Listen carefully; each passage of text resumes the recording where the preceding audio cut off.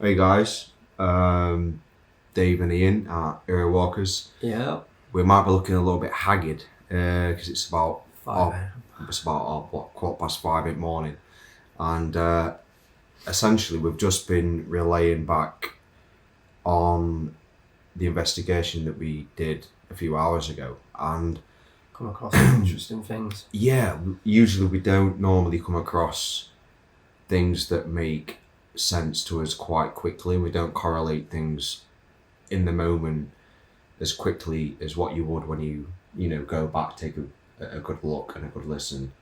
And It's a weird one, so it made us do it tonight. Yeah, something like made us summarise the things that we were being told. Absolutely. Essentially, the place where we were at tonight, we were getting quite a bit of activity on the Spirit Talker. That at the time kind of didn't, well, it felt normal, didn't it, in regards to the conversation, but we're asking it to do. We're asking it out in hindsight how we can help. Why are they there? Yeah.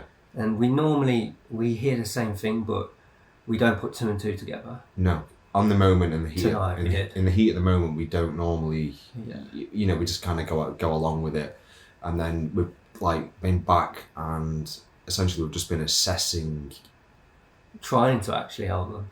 We've been going back on the conversation and the correlation of the time frame of the conversation, and then in correlation to what we were saying, and then the direct responses back, and then doing research back into that. And it's quite astounding what we found out.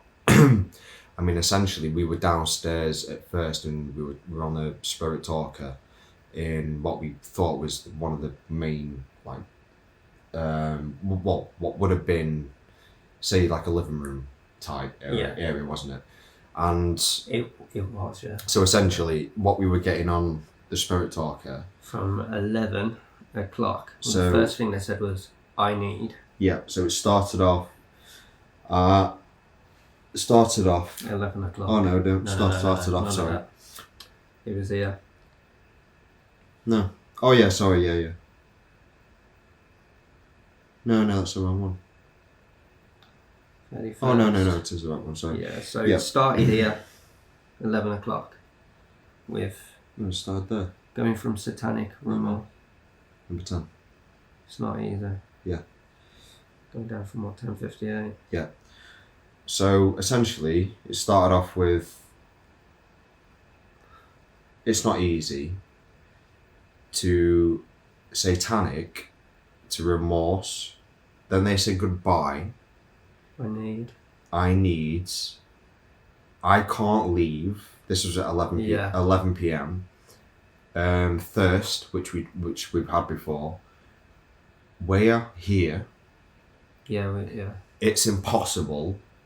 And rosary beads. Now, at the time, we misheard and kind of represented what they said. Rosemary. We thought they said rosemary beads, but they didn't. They said rosary beads.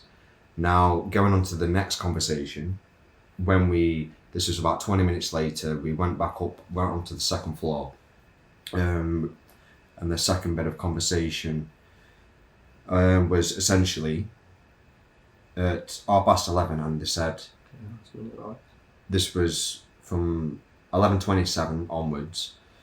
You're back, and they're not even close. Yeah. So in regards to a direct response to the last conversation that we had with this, spirit, soul, entity, whatever you want to call it, downstairs, as if we were saying the wrong thing, which now looking back, we kind of think we were, because obviously we weren't saying rosary beads, we were saying rosemary beads, which they didn't say, according to what we've been looking back now. And obviously the next thing we get is, he's hiding, look inside, grandmother, I was hurting, behind you, he will touch you, let me, down there, lower, I don't understand. So essentially, we're on two different conversation wavelengths there. Yeah, so it sounded almost like a beg of mercy and gesture and help. Yeah, it's different when you're in that environment as well, because we're trying to get them to speak to some degree, and they are talking. Yeah, and obviously when you talk to these spirits on these type of devices, you don't always put two and two together at first. It does take a while to understand and correlate what they've said, and tonight we've come back and we really thought about it, and then it's weird because we've done some research and essentially into rosary beads, and why would a ghost ask for and them? Why would they ask for them, what they're for, and etc, and obviously doing a little bit of searching, essentially it's saying obviously to seek peace or rest. In many accounts, spirits of the deceased are believed to be in a state of unrest, purgatory. Which explains that I can't leave. Rosary beads are seen as a connection to heaven and a source of peace. Also against protection from evil. So also a protection from evil, according to accounts from exorcists. The rosary is a weapon that causes fear in demons and evil spirits. A spirit that feels threatened by negative entities might ask for them as a source of protection. And in that video, it said he's hiding. He's hiding in here. Now we've come to think of it, we realise now that it was trying to tell us a story. They were trying to ask for help. And we misrepresented what they were asking for, and it's made us really think. When we go to all of these other different places, we're so much similar. And we've similar things, and we've not twigged. And we've not twigged. So, and then obviously the final request, unfinished business. It may be a sign of a final unfulfilled desire to connect with God. And then obviously make amends before finding peace as well. So essentially, whoever or whomever or whichever we were speaking with tonight has essentially been trying to reach out to us by the feel and the sound and the recollection of the conversation, and then obviously the information that we've been trying to understand. I think it just come to me when I was like, why would a ghost ask for them? And then asking, like doing the research, it's literally just come up with, based on Catholic traditions and paranormal folklore, a ghost or spirit might ask for rosary beads for several reasons. Primary for need, comfort, redemption, protection. But we had no clue of this. No. We didn't even know this was a thing until we're doing our... So it's kind of like... We've heard of rosary beads before, but we've never quite known the existence and meaning of a rosary beads. It's a different thing that we were quite unaware of that. But looking back now... we do care. We do, we are trying to listen to them and say, what? Why are they always stuck? They're always telling us we can't leave. We're stuck. But they never ask to stay. But a lot of them don't know how we can help or how to get out of that environment. Whatever was there. And it's funny that this information mentions stuck in purgatory, plus the information that we were getting from them about being stuck themselves and then asking for help via these certain rosary beads. As it's been it's just mind blowing when you. I can't believe it was a folklore. Like this thing was known. Like ghosts ask of these things. Me and you just wander into a house, to see if there's anything dwelling there. And it's asking for help. And actually, saying I need. And not only that, but it's following us from downstairs to upstairs, continuing the same conversation. And we think they're on about something. And we're just misunderstanding what they're saying. But like I said, we've come back, we've listened to the footage, and then obviously gone back on the conversation of the spirit talker and stuff like that, and then put it all together in a manner of which we can kind of understand better, and it's just baffled us. The fact that it was a folklore, we didn't know this. like I said, we've walked into this new. Do you know what I mean? And it's hit us like, you know, I'm kind of grateful we've kind of worked this out this quick. You know what I mean? So we're planning on heading back there with some beads. Yeah. So we actually, we're gonna go back and show them that we did listen. We're gonna, we want to prove that we listened, and we want to try and help what we can. If it helps, great. You know, we really hope it does. But this, it's just massively overwhelming when you think about it. You know, all the things that you don't necessarily think about at the time, it just goes over your head because of the heat of the moment, or the adrenaline, or for whatever reason. And then when you actually take a step back and put all the information together slowly but purposefully, it does make so much logical sense. It's like they know that they've got to ask for it, and somebody has got to come with it, and that is their only way of getting a connection to heaven and out of purgatory. Because they're stuck on that land, they're stuck in them houses, they're stuck in them churches, they're stuck in them, and they can't. This is where we're going.